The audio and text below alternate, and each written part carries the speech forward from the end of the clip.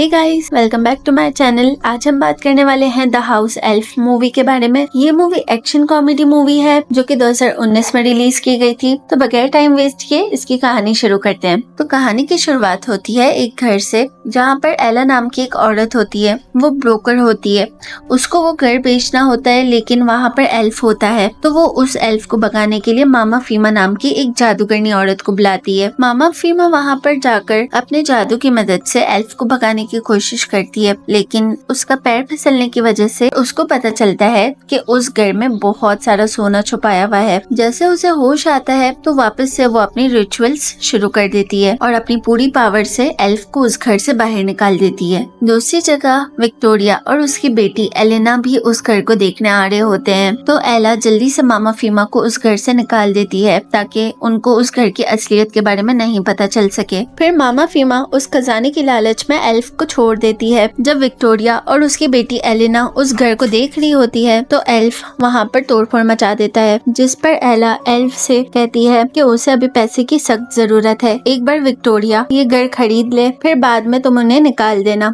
जिस पर एल्फ उसकी बात मान जाता है और वो जाके विक्टोरिया को हिप्नोटाइज कर लेता है। विक्टोरिया हिप्नोटाइज हो जाती है, उस घर को खरीदने के लिए मान जाती है। दूसरी जगह मामा फीमा अपने बेटे स्टार्क्स के घर जाती है, जो अपनी गर्लफ्रेंड एंजेला के साथ होता है, और वो अपने बेटे को बताती है कि उस घर में बहुत सारा सोना छुपाया हुआ है, जिसको चुराने के लिए उसको अपने बेटे की मदद चाहिए होगी। अगले सीन में विक्टोरिया अपने बॉस से एडवांस मांग रही होती है। वो उस घर को खरीदना चाहती है और वो अपने बॉस से प्रॉमिस करती है कि वो 24/7 वर्क करके उसका एडवांस वापस कर देगी, जिस पर विक्टोरिया को बॉस मान जाता है। फिर विक्टोरिया उस घर को खरीद लेती है। जब विक्टोरिया अपना घर शिफ्ट कर रही होती है तो उसकी बिल्ली एल्फ को देखकर डर जाती है और वहाँ से भाग जाती है। एल्फ गुस्से में आके वहाँ का सारा सामान गिराने लगता है, जिसे देखकर विक्टोरिया और एलेना डर जाते हैं और वो वहाँ से भागते हैं और वो अपने पड़ोस में एक आंटी के घर पे जाते हैं और कुछ टाइम वहीं पर रुकते हैं, जहाँ पर वो पड़ोसी आंटी बताती है कि इस घर में भूत है। लेकिन विक्टोरिया उस घर को नहीं छोड़ सकती थी, क्योंकि उसने ये घर उधार लेके खरीदा था और उसने अपना पिछला वाला घर भी बेच दिया था। अगली सुबह विक्टोरिया और एलेना फिर से अपने घर जाते हैं। वहाँ पर उनकी बिल्ली एल्फ से बात करती है। एल्फ उसे बताता है कि उसके लिए जानवरों से बात करना कोई बड़ी बात नहीं है। फिर एलेना भी एल्फ से बात करने की कोशिश करती है। वो एल्फ को कहती है कि एल्फ तो बहुत अच्छे होते,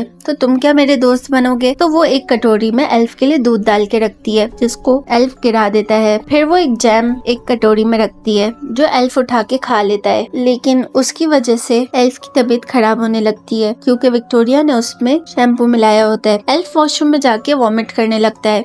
इस बात पर एल्फ समझ जाता है कि विक्टोरिया उसे निकालने की कोशिश कर रही है, तो वो बहुत गुस्सा हो जाता है। दूसरी जगह विक्टोरिया एक प्रीस्ट को बुलाकर एल्फ को भगाने की कोशिश करती है, लेकिन एल्फ उस प्रीस्ट को हिप्नोटाइज करने की कोशिश करता है। लेकिन अभी एल्फ की पावर्स थोड़ी कम हो चुकी थी, तो वो अपने मैजिक बॉक्स से एक दवाई निकालता है और वो पी लेता है, जिसकी वजह से एल्फ की पावर्स इतनी हो जाती है कि वो उस प्रीस्ट की बहुत जमकर धुलाई करता है। ये देखकर विक्टोरिया बहुत डर जाती है, लेकिन एल्फ उस दवाई की वजह से कुछ दिनों तक गायब हो जाता है। विक्टोरिया ये सब देखकर बहुत खुश होती है कि अब एल्फ उनकी जिंदगी से चला गया है, लेकिन उसी दिन एल्फ वापस आ जाता है। जब विक्टोरिया की कैट उस एल्फ को वापस देखती है तो वो उसे कहती है कि तुम बहुत ढीठ हो, तुम नहीं जाने वाले। और एल्फ अपना घर देख के बहुत हैरान होता है, क्योंकि उसका घर बहुत साफ होता है। उस रात विक्टोरिया जब खाना बना रही होती है तो एल्फ वहाँ पर तेल गिरा देता है, जिसकी वजह से विक्टोरिया गिर जाती है और उसे पता चल जाता है कि ये एल्फ वापस आ गया है। और वो एल्फ को भगाने के लिए काफी प्रीस्ट को बुलाती है, लेकिन एल्फ उसके बदले में विक्टोरिया के सारे प्रोजेक्ट्स भी खराब कर देता है। एक दिन एलेना अपने स्कूल से वापस आके एल्फ को बताती है कि उसकी टीचर ने उसे एल्फ के बारे में बताया कि एल्फ बहुत ही अच्छे होते हैं और उनको स्वीट्स बहुत पसंद होती है। तो वो एल्फ के लिए एक टॉफी अपने बेड पर छोड़ देती है, जिसे देखकर एल्फ का दिल पिघल जाता है। अगले दिन विक्टोरिया को एक प्रोजेक्ट मिलता है, जिसके लिए उसको अगले दिन अपनी ऑफिस में जल्दी पहुंचना होता है। तो वो रात को अलार्म लगाकर सोती है, लेकिन एल्फ उसके सारे अलार्म लेट कर देता है, जिसकी वजह से विक्टोरिया अगले दिन बहुत लेट उठती है। फिर अचानक से उनके घर में बेल होती है, जहाँ पर विक्टोरिया देखती है कि उसका बॉस उसके घर आया होता है और वो विक्टोरिया से काफी नाराज होता है। लेकिन विक्टोरिया बॉस को कहती है कि प्रोजेक्ट्स तो वैसे ही तैयार हैं। जब वो अपने बॉस को सारे प्रोजेक्ट दिखा रही होती है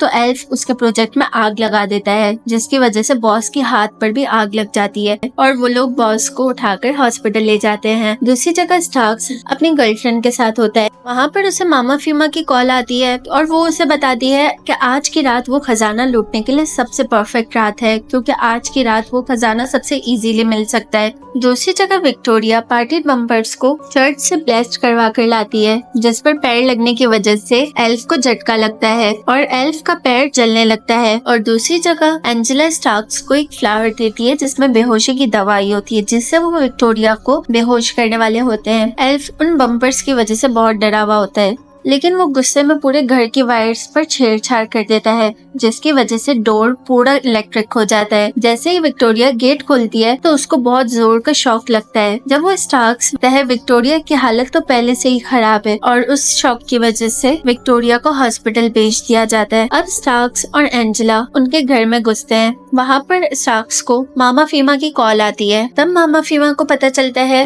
कि उसका बेटा उसके बगैर ही खजाने को ढूंढने के लिए चला गया है। वहाँ पर एल्फ को पता चलता है कि स्टार्क्स खजाना ढूंढ रहा है, तो वो स्टार्क्स को हिप्नोटाइज कर लेता है और अगले सीन में स्टार्क्स एक कचरे का डिब्बा लेके मामा फीमा के सामने आ जाता है। और मामा फीमा जब वो डिब्बा खोलती है तो वो देखती है कि उस डब्बे में कचरा भरा होता है, जिस पर उसे काफी गुस्सा आता है। दूसरी जगह एल्फ उस बिल्ली को बता रहा होता है कि मैं ऐसा नहीं था, मैं भी एक फैमिली के साथ रहा करता था, जो फैमिली बहुत अच्छी थी। मैं उनके काम भी किया करता था, उनके साथ बहुत खुशी से रहता था और उनके बच्चों के साथ भी खेलता था। लेकिन एक दिन अचानक से वो फैमिली के घर छोड़कर चली गई, जिस पर वो बिल्ली एल्फ से कहती है कि तुम उनके साथ क्यों नहीं गए। तो उस पर एल्फ बताता है कि जब तक कोई मुझे अपने साथ आने के लिए ना कहे तब तक मैं उनके साथ नहीं जा सकता। उस फैमिली के बाद भी काफी फैमिली इस घर में आ चुकी थी, लेकिन वो एक दूसरे के लिए नफरत रखते थे, जिसकी वजह से एल्फ का घर अंदर से खोखला होता गया। उसी रात को विक्टोरिया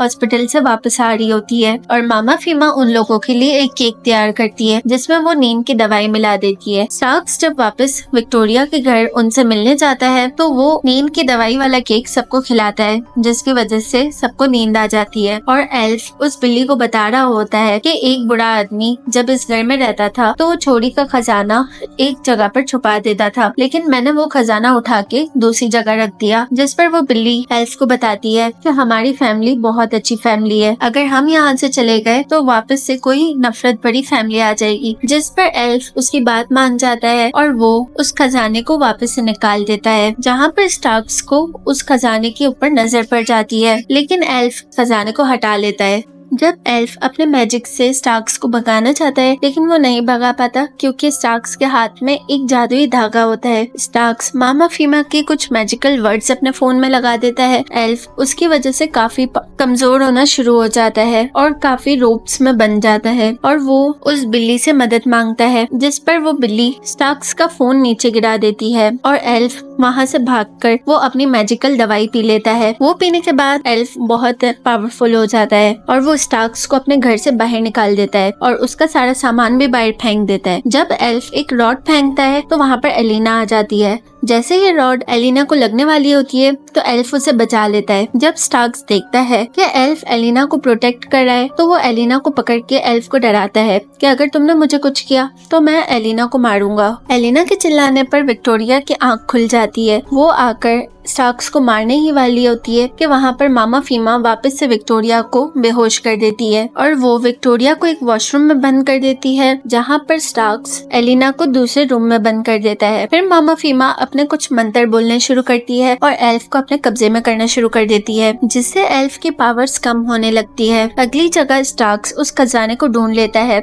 मामा फीमा एल्फ को जलाने लगती है तो वहाँ पर बिल्ली एलिना के रूम में एक चाबी फेंकती है, जिसकी वजह से एलिना अपने कमरे से बाहर आती है और वहाँ से भागकर एक विंडो में छुप जाती है। जब स्टार्क्स एलिना को पकड़ने लगता है तो एलिना चिल्लाती है, जिसकी वजह से उसकी मम्मा विक्टोरिया अपने आप को छुड़ाकर वहाँ से भागती है। विक्टोरिया के भागने की वजह से वहाँ पर एक बड़ा टेबल गिर जाता है, जिसकी वजह से एल्फ उस जगह से छूट जाता है। दूसरी जगह एलिना वहाँ से जंप कर देती है और एल्फ अपनी पूरी पावर से एलिना को बचा लेता है। फिर वो जाकर स्टार्क्स और मामा फीमा को बहुत मारता है, लेकिन उसने जो दवाई पी थी उसकी वजह से वो वापस से वहाँ से गायब हो जाता है। कुछ दिनों बाद एल्फ जब वापस से घर में आता है तो वो देखता है कि उस घर में कोई भी नहीं होता और पूरा घर खाली होता है। पूरे घर में अंधेरा होता है। अचानक से घर में विक्टोरिया आती है। वो एल्फ से बात करने लगती है और वो कहती है कि तुमने मेरी बेटी एलिना को बचाया और उसके लिए उसे थैंक यू कहती है और वो एल्फ को अपने साथ चलने के लिए कहती है, जिसकी वजह से एल्फ को एक बहुत ही प्यारी फैमिली मिल जाती है और एल्फ उस फैमिली के साथ हंसी खुशी रहने शुरू कर देता है और ये कहानी यहीं पर खत्म हो जाती है। अगर आपको ये वीडियो पसंद आई है तो प्लीज मेरे चैनल को लाइक कीजिए, सब्सक्राइब कीजिए और ऐसे ही इंटरेस्टिंग स्टोरी सुनने के लिए बेल आइकन जरूर दबाइए। तब तक के लिए बाय बाय।